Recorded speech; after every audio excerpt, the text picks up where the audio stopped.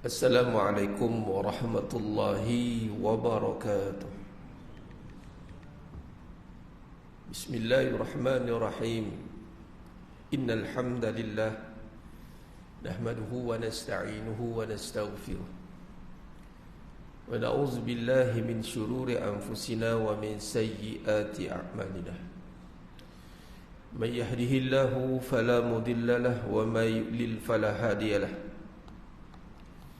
أشهد أن لا إله إلا الله وحده لا شريك له وأشهد أن محمدا عبده ورسوله اللهم صل على سيدنا محمد وعلى آل سيدنا محمد رب يسر ولا تعسر وبتمم بالخير رب اشرح لي صدري ويسر لي أمري واحلل عقدة من لساني يفقهوا قولي اللهم افتح علينا حكمتك وانشر علينا من خزائن رحمتك يا أرحم الراحمين والله الذي لا إله إلا هو عالم الغيب والشهادة هو الرحمن الرحيم والله الذي لا إله إلا هو الملك القدوس الملك القدوس السلام المؤمن المهيمن العزيز الجبار المتكبر سبحان الله عما يشركون هو الله الخالق البارئ المصور له الأسماء الحسنى يسبح له ما في السماوات والأرض وهو العزيز الحكيم ولا حول ولا قوة إلا بالله العلي العظيم ولا منجا من الله إلا إليه أما بعد أيها المؤمنون اتقوا الله Usikum wa iyya bittaqwallah faqad fazal muttaqun. Sedang jemaah yang dimuliakan Allah Subhanahu wa taala, mudah-mudahan kita semua tergolong dalam golongan hamba-hambanya yang benar-benar bersyukur. Amin ya rabbal alamin. Allah Subhanahu wa taala merakabkan dalam surah Al-A'raf ayat 17. Yang mana dalam siri mana-mana pengajian, tausiah, tazkirah yang Allah takdirkan untuk disampaikan, saya akan jadikannya sebagai satu perkara yang bagi saya wajib untuk diingatkan, yakni modus operandi iblis. Modus operandi iblis, perkara yang mesti kita kena beri perhatian tentang keselamatan kita. Keselamatan ni satu perkara yang tidak boleh diberikan toleransi sebenarnya. Dia tidak boleh melibatkan kepada perkara yang kita boleh ambil leka walau sesaat kalau ikutkan. Bagi contoh dalam konteks kita bawa kereta kan, kalau kita terleka sesaat kan, kalau contoh kalau mengantuk kan, dia panggil apa sekarang ni yang apa, micro sleep, mata duk buka tapi tidur, ada kan? Tapi dalam kuliah tak ada. Pokok ada juga micro sleep tu. Dia steady apa tidur. Tu berbahaya.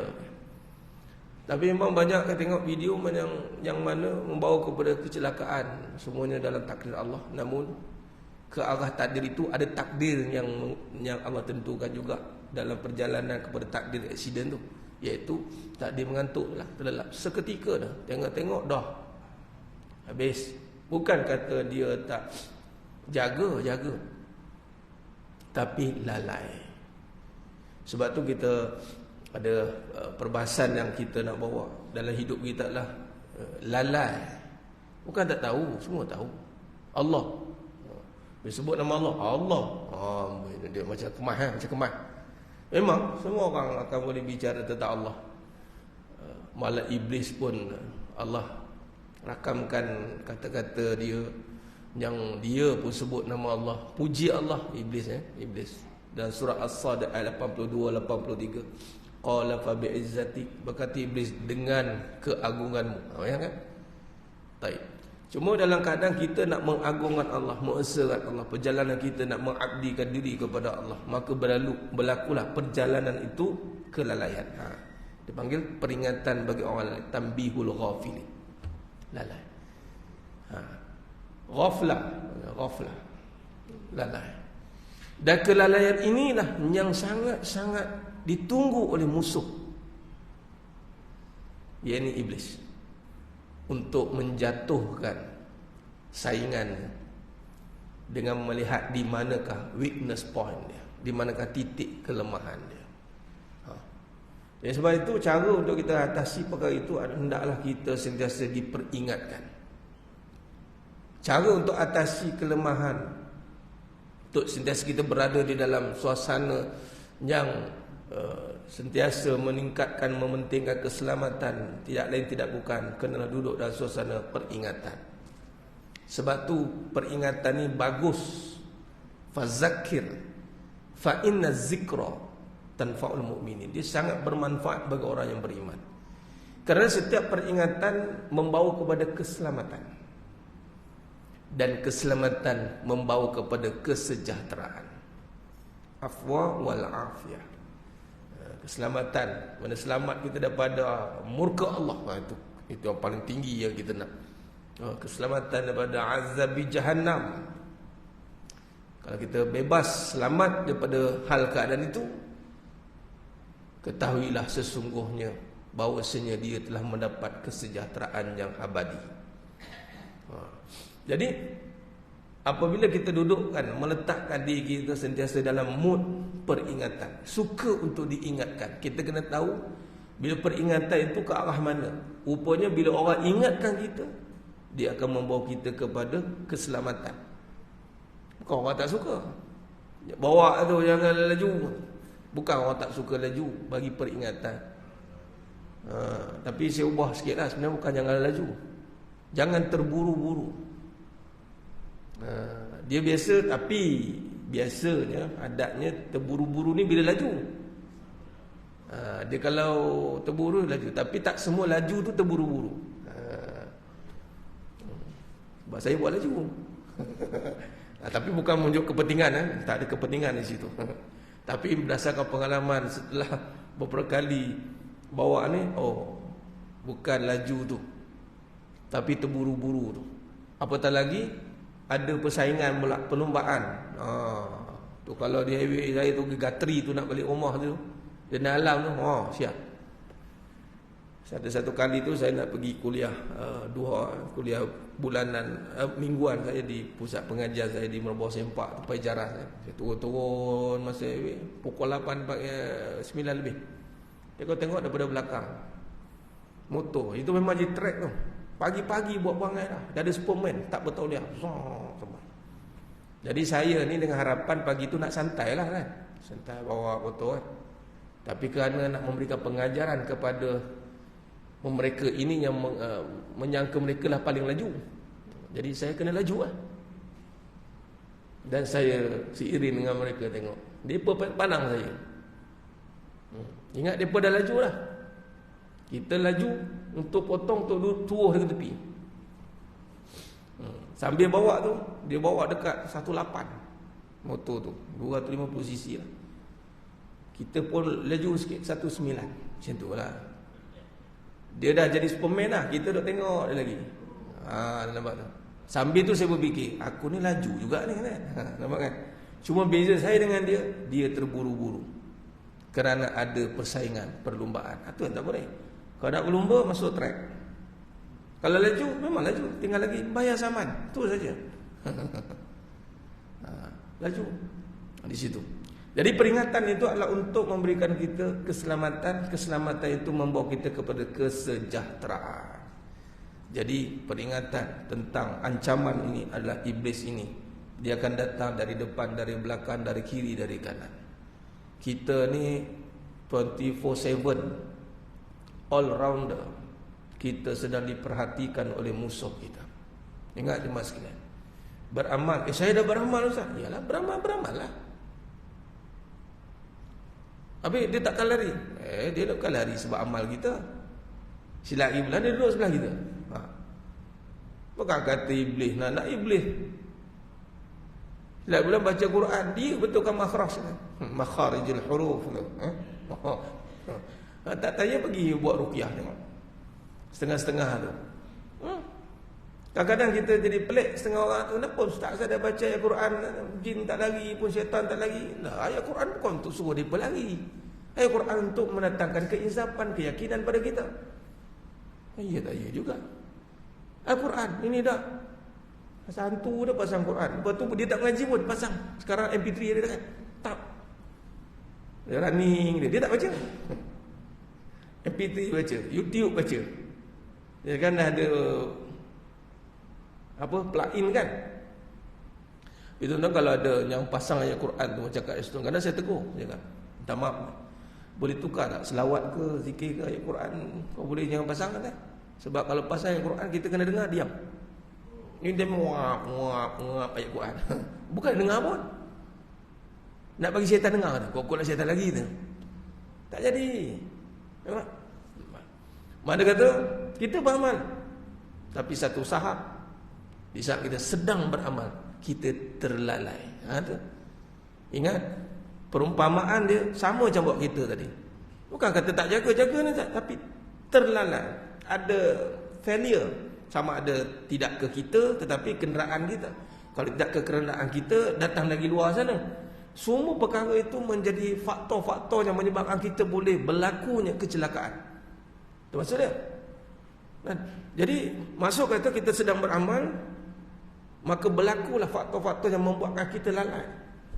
Kalau kita tak duduk dalam peringatan tadi, maka iblis kata apa? Wala tajidu aksaruhum syakirin. Kau tidak akan dapati mereka bersyukur. Dia nak buat kita ni tak ada rasa terima kasih dengan Allah. Syukur ni kita terjemahkan dalam hidup adalah untuk rasa terima kasih dengan Allah. Bahasa mudah kita gini je mas sekalian. Kalau kita dah terhutang budi dengan seorang tu, kita rasa terima kasih lah kat dia. Maka kita datang, kalau dia jemput tu mesti datang je. Sebab apa? Rasa terima kasih. Jadi bila Allah panggil tu datang solat tu mesti datang je. Sebab terima kasih dengan Allah. Terhutang bukan budi lah, terhutang nyawa. Kita ni dah terhutang nyawa dengan Allah Subhanahu Wa Taala.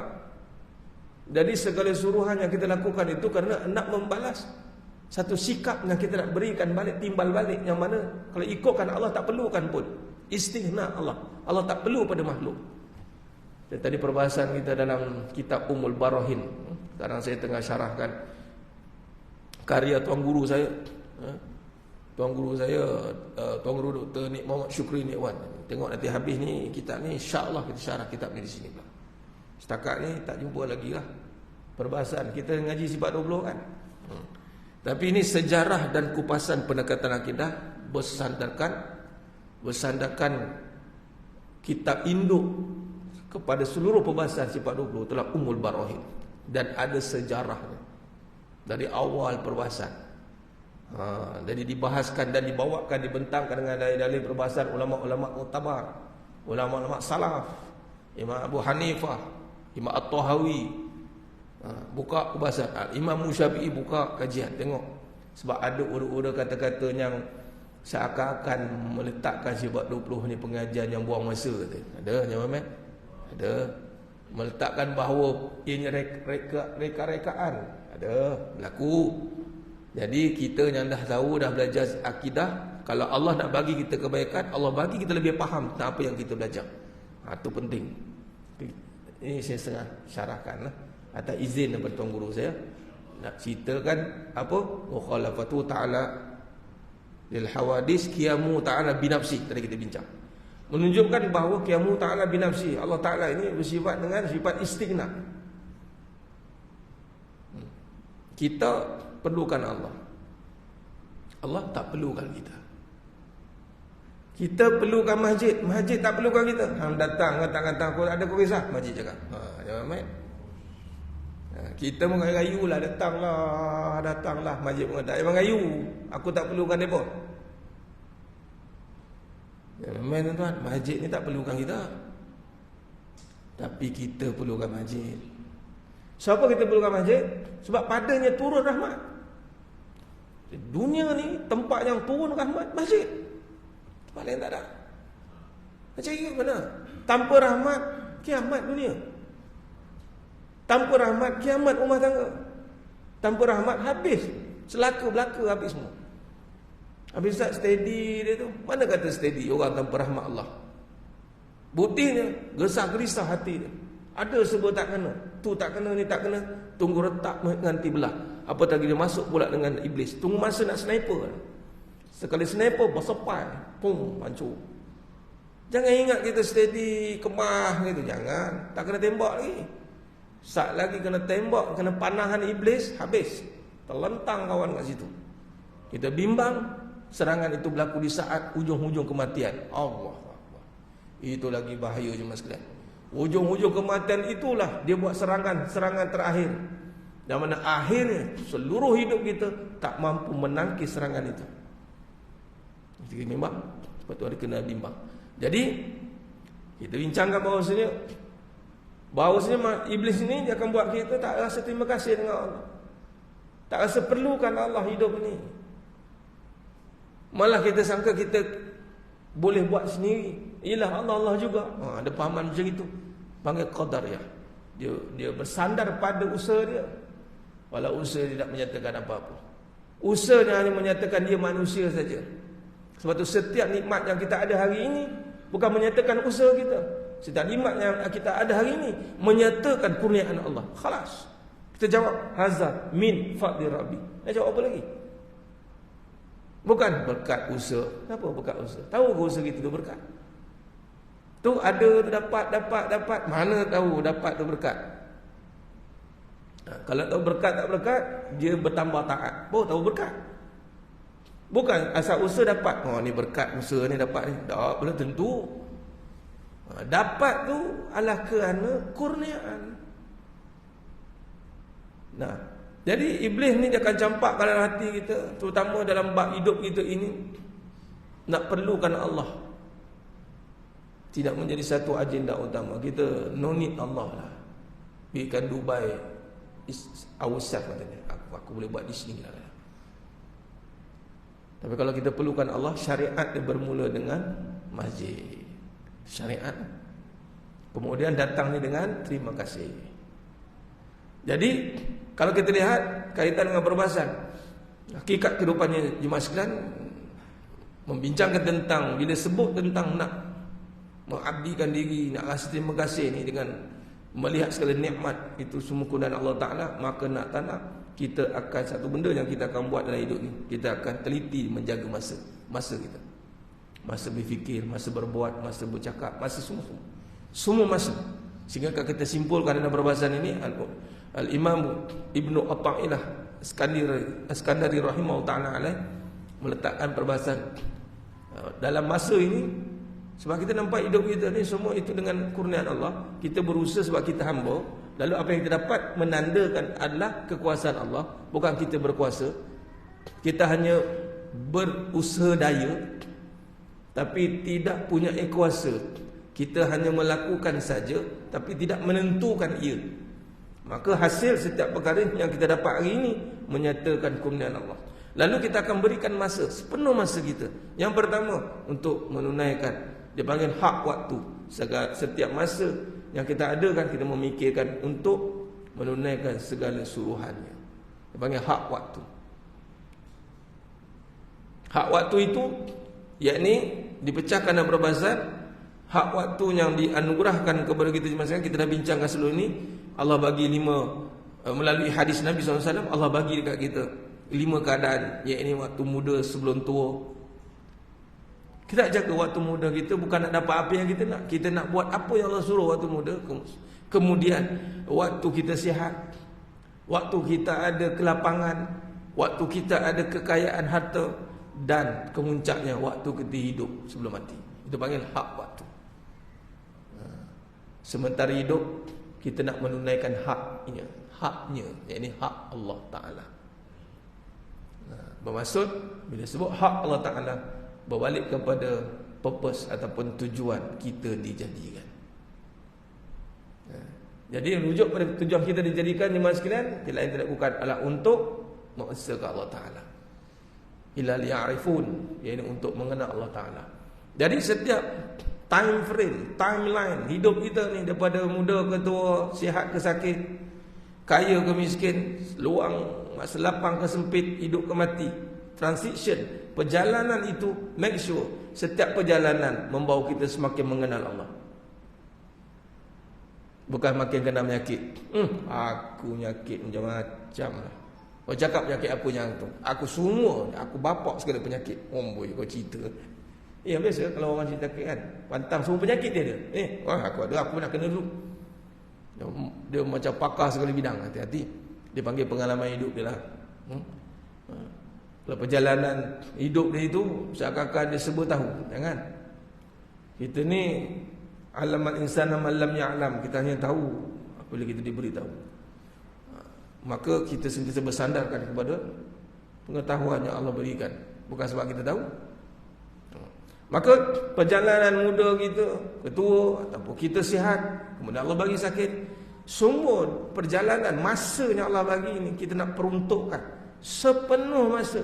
Tak nak part timer, tak nak sebahagian masa kita. Contoh kan perkataan, sebahagian masa kita tu kita gunalah untuk Allah, sebahagian lagi tu pandai-pandailah tuan-tuan.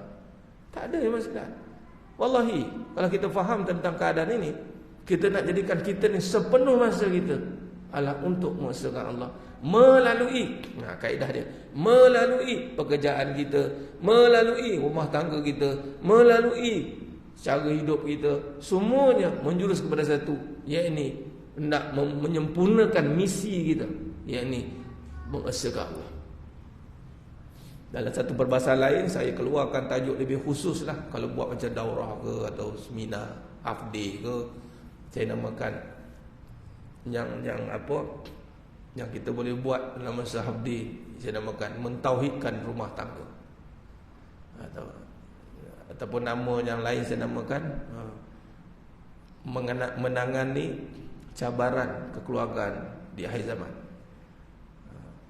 Ringkasannya mentauhidkan rumah tangga lah. Kau mentauhidkan kehidupan. Hidup kita ini akhirnya kita nak nampak Allah berkuasa, Allah yang esa. Kita bermula tiada. Nak rasa tak ada tu jangan sampai Allah tak ada kan dulu baru kita rasa tak ada. Dipanggil kehilangan.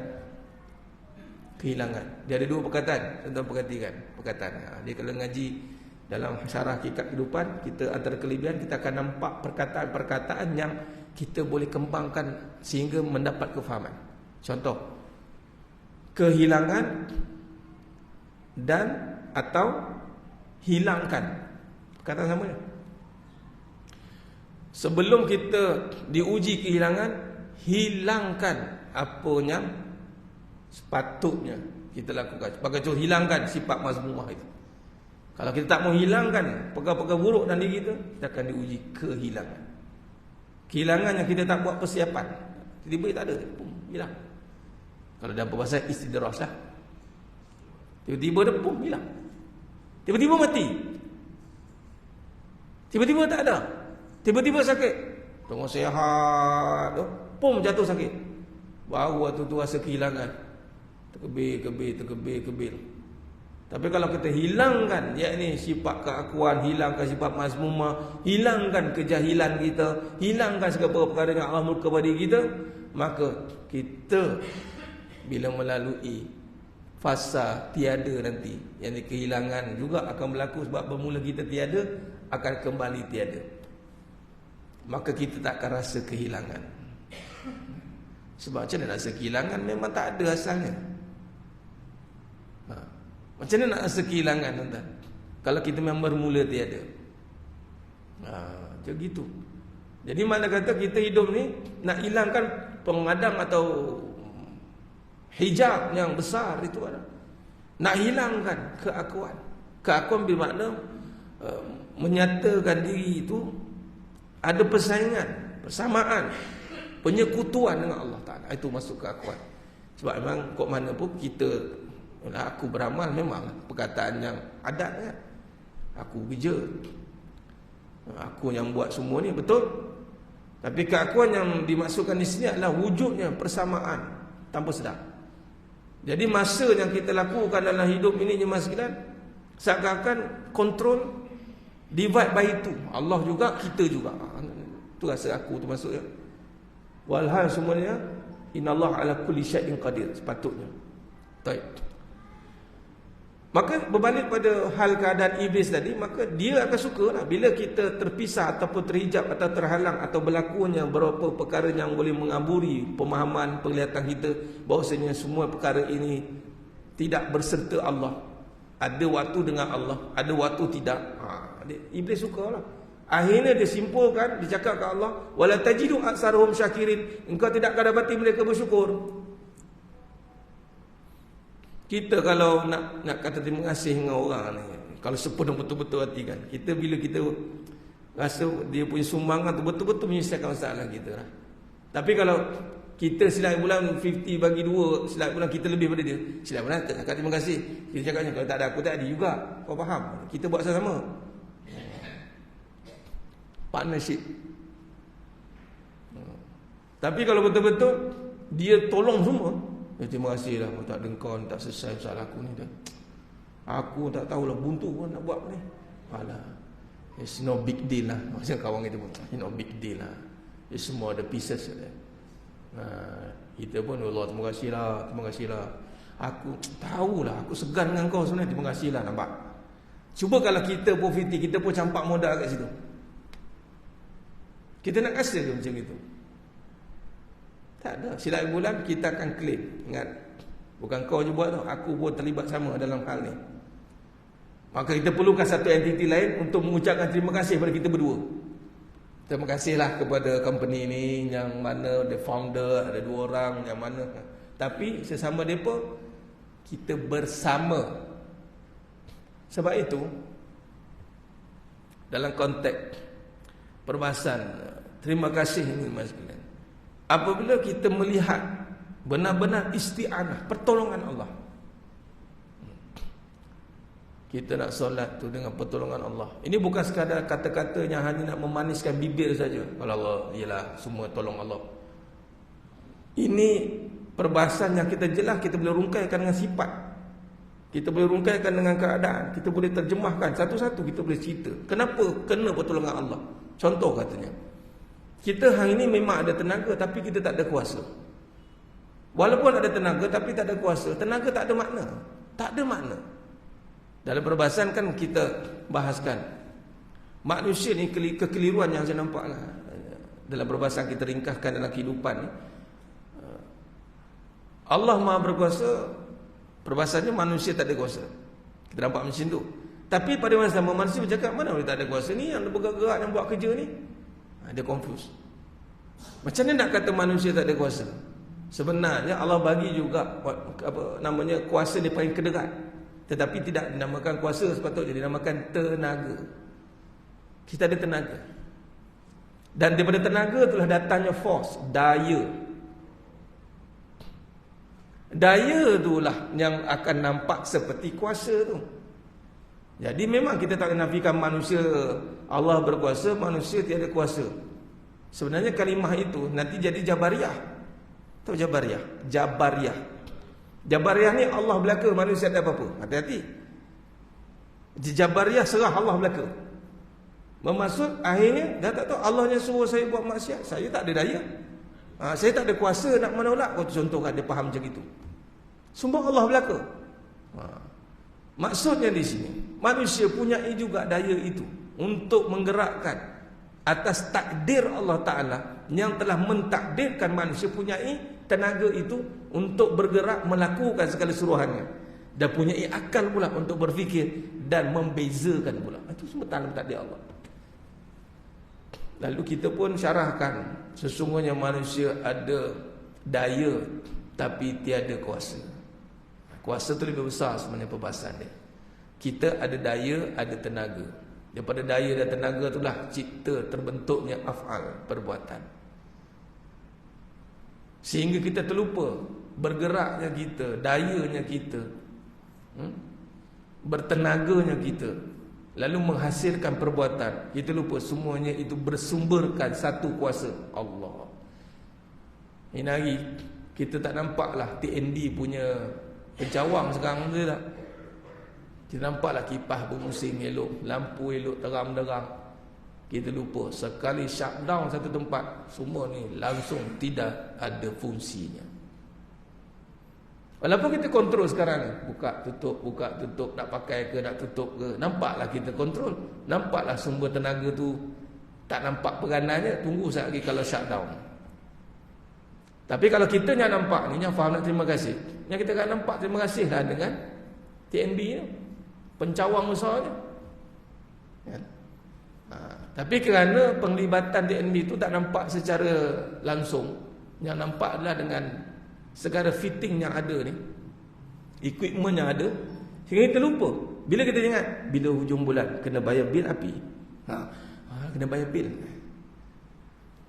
Cuba bayangkan hujung bulan Allah minta bil bayar tenaga, baru ingat Allah tak bayar lagi, dia bayar tunggak ni.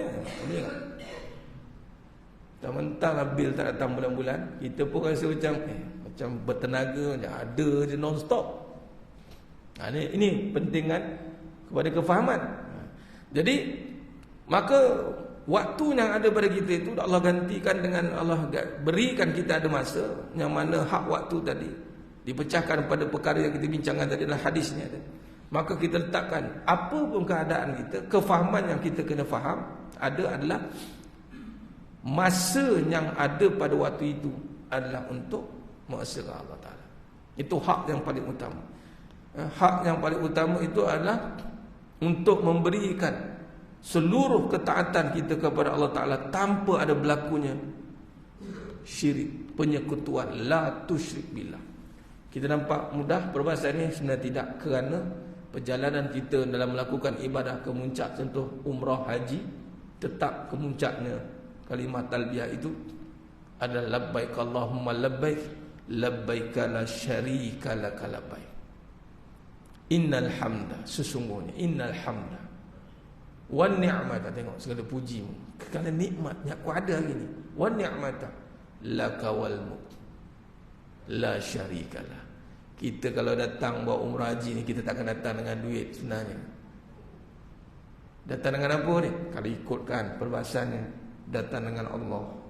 Kalau ikutkan, bukan sebab ada duit kita datang, tapi kerana sebab ada Allah kita datang. Nah, itu keyakinan yang paling utama yang perlu kita tanam dan fahamkan. Baik, bagi laluan azan sebelum kita buat kesimpulan. Baik.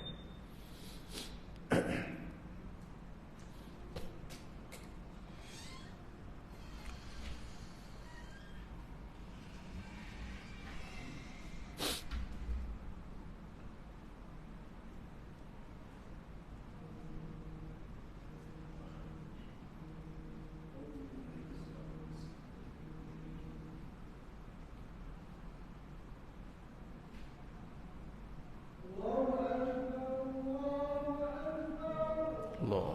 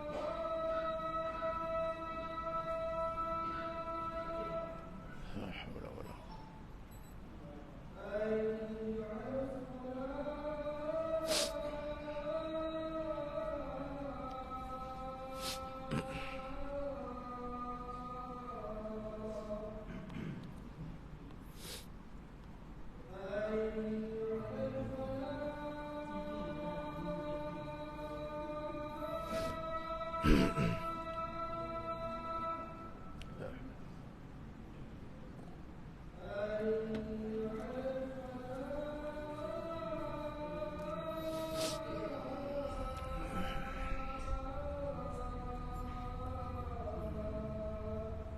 haul.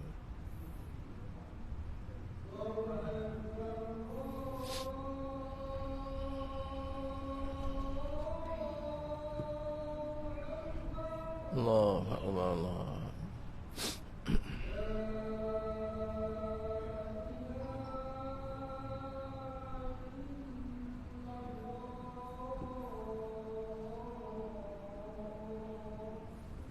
La ilaha illallah Muhammad sallallahu salatu ala sayyidina Muhammad wa ba'as maqam.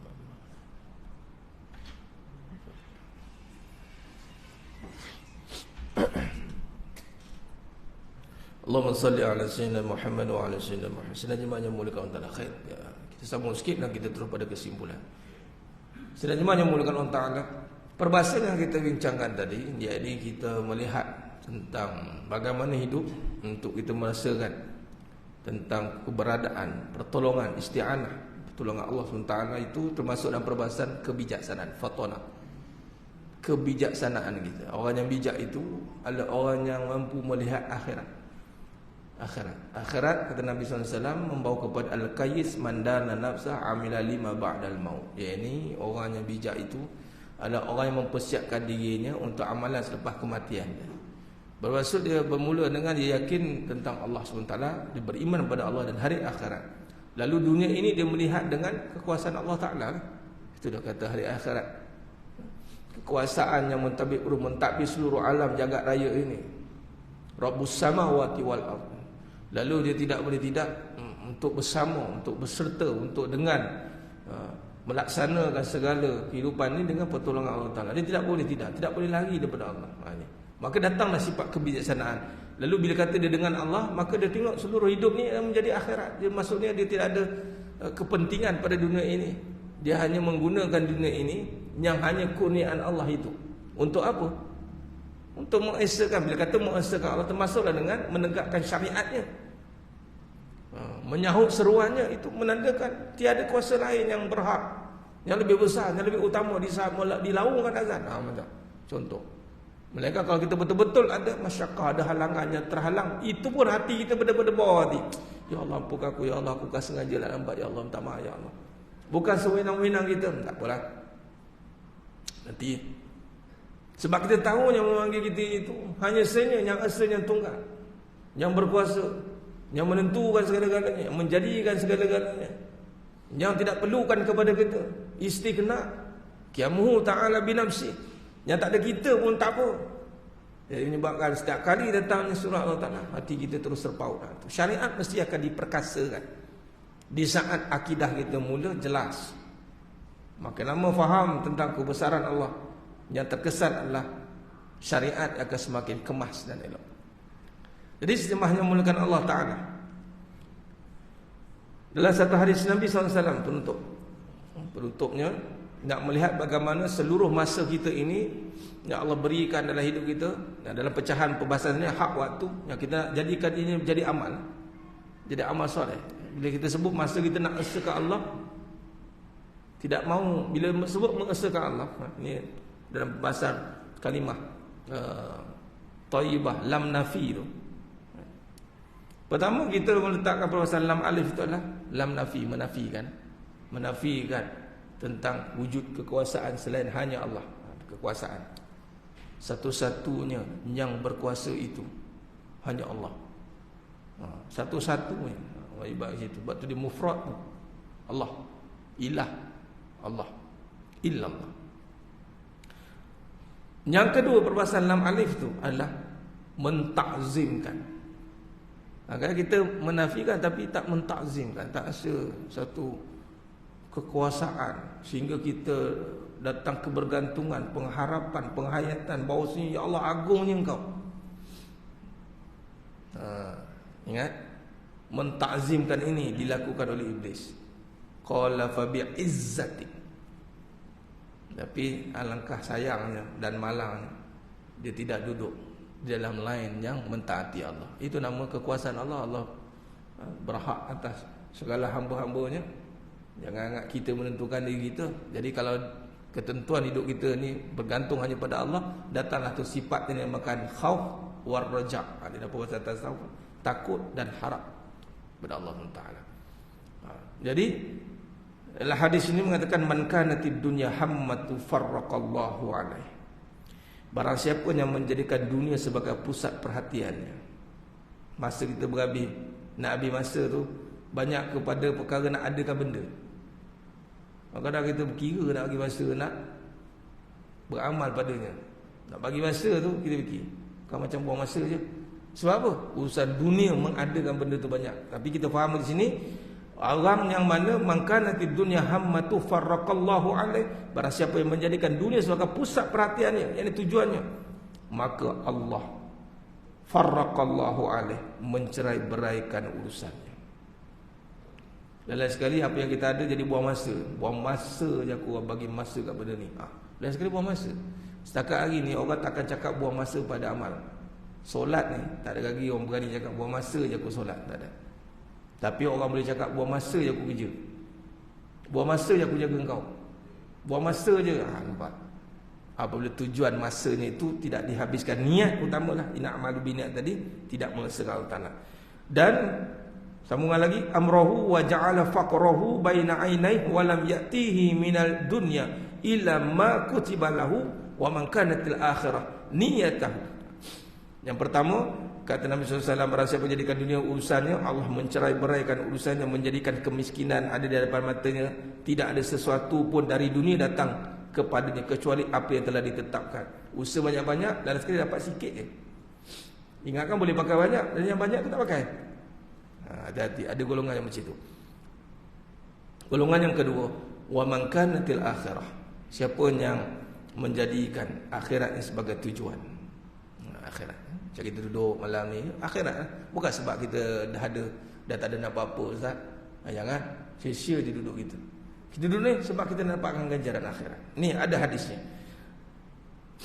Siapa yang memberikan masanya untuk akhirat, wa man kanatil akhirah, tujuannya, maka Allah jama'alahu amrahu wa ja'ala ghinahu fi qalbi wa atashu dunya wa hiya raghimah. Maka kata Nabi SAW, dan barang siapa yang menjadikan akhirat sebagai tujuannya. Bila sebut tujuannya, kita balik pada perbincangan kita, masa kita ni kita habiskan berfikir tentangnya dengan mempergunakan dunia untuk memenuhi akhirat kita. Okay? Siapa jadikan akhirat tujuan, maka Allah akan menyatukan urusannya. Kita dah tak sempat nak pergi sana pergi sini, tak sempat, tetapi selesai. Ada hadis, Allah satukan urusan dan melimpahkan kekayaannya di dalam hatinya. Hati ni rasa qanaah, cukup, rasa lapang hati. Dan ni yang dahsyat juga, lalu dunia datang kepadanya dalam keadaan hina. Allah datangkan dunia, ghinahu fi qalbi wa atasud dunya wa hiya raghimah. Dunia datang kerana hina. Hina ni maksudnya apa? Di saat kita tak perlu untuk kita menyanjungi dia, tak perlu sanjung, kita tak perlu muliakan dia. Dia kalau tak ada duit ni, tak boleh hidup saya ni. Kita tak keagungan kat situ. Walau hidup bukan dengan duit, hidup dengan sifat Allah. Sebelum kita cakap macam tu, duit datang. Sebelum sempat kita menghinakan diri untuk cari duit.